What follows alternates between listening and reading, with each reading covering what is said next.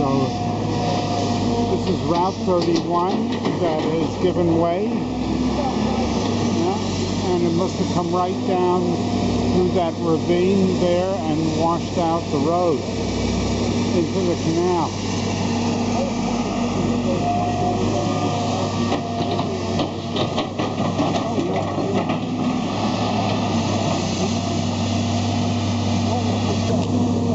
Okay, so we're looking at the DNR canal that they've blocked off all the water for it, and it looks like